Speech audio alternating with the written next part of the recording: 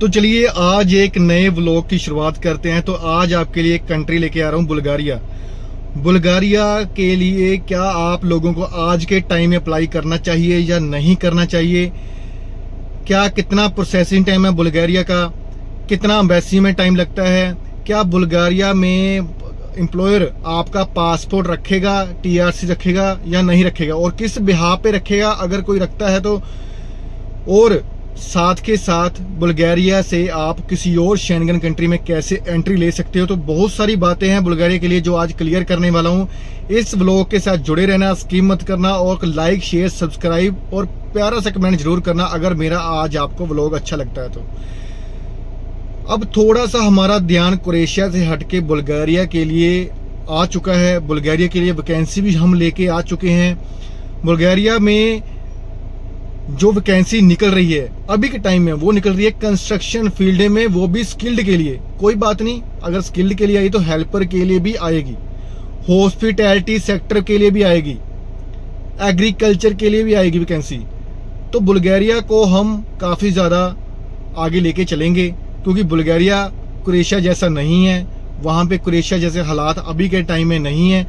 तो सूटेबल है कि आज के टाइम में आपको बुल्गारिया के लिए अप्लाई करना चाहिए। सबसे पहले हम प्रोसेसिंग टाइम की बात करें तो प्रोसेसिंग टाइम बुल्गारिया का है 5 to 6 मंथ अप्रोक्सीमेटली। ज़्यादा टाइम नहीं लगता है, परमिट आने में ज़्यादा टाइम नहीं लगता है। परमिट आने का टाइमिंग है 2 से 3 मंथ का प्रोसेसिंग टाइम लगता है, और एम्बेसी की जो टाइमिंग है वीज़ा देने की वो भी है 45 डेज से लेके 80 डेज के बीच बीच में जो हमें वीज़ा मिल जाता है।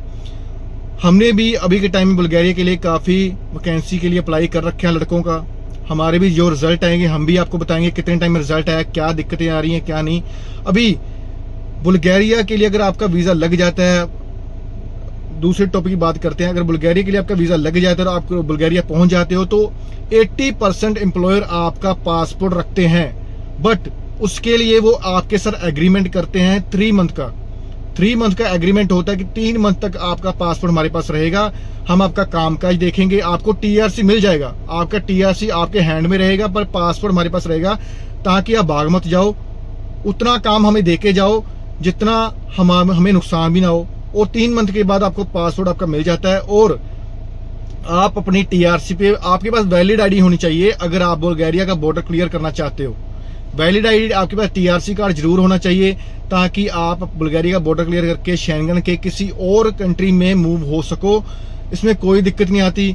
अब के टाइम में क्या है कि बुल्गारिया एक अच्छा पे स्केल दे रहा है। बुल्गारिया ने पहले जो सैलरी दे रहा था वो 720 यूरो था, वो 720 यूरो सैलरी दे रहा है। अभी के टाइम वो उसने बोला है कि 870 यूरो कम से कम सैलरी में दूंगा।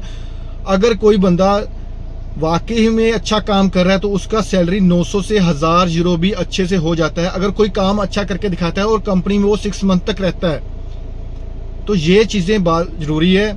आपको मैंने नुकसान बता दिया। नुकसान इस चीज़ का कि कंपनी आपका पासपोर्ट रखेगी, 80% का एम्प्लॉयर आपका पासपोर्ट रखेंगे, ठीक है।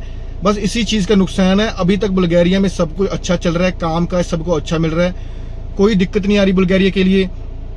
तो हम क्या कर रहे हैं, इन फ्यूचर बुल्गारिया के लिए फ्रेशर लोगों के लिए वीज़ा लेके आ रहे हैं, जैसे कि हॉस्पिटैलिटी सेक्टर में किचन हेल्पर, क्लीनर, बार टेंडर के लिए लेके आ रहे हैं, पिज्जा मेकर के लिए लेके आ रहे हैं, शेफ के लिए भी लेके आ रहे हैं। काफ़ी ज़्यादा बुल्गारिया के लिए वीज़ा लॉन्च होने वाले हैं, सीजनल परमिट भी लॉन्च कर रहे हैं।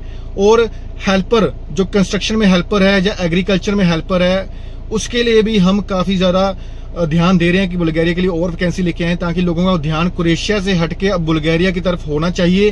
क्रोएशिया से जितने लोग तंग परेशान हैं, जिनका क्रोएशिया में वीज़ा रिफ्यूज हो चुका है, उनको आज के टाइम में बुल्गारिया के लिए अप्लाई कर देना चाहिए। बस उसके लिए जो पीसीसी लगेगा, पासपोर्ट ऑफिस वाला पीसीसी लगेगा बुल्गारिया, जिसमें लिखा होना चाहिए for the purpose of Bulgaria.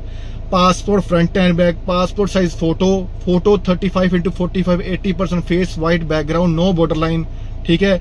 10th का 12th की मार्कशीट, चाहे 10th की ले हो चाहे 12th की, कोई दिक्कत नहीं है, ठीक है। बुल्गारिया के लिए आधार कार्ड फ्रंट एंड बैक और पासपोर्ट ऑफिस वाला पीसीसी, बस यही डॉक्यूमेंट लगने हैं बुल्गारिया के लिए।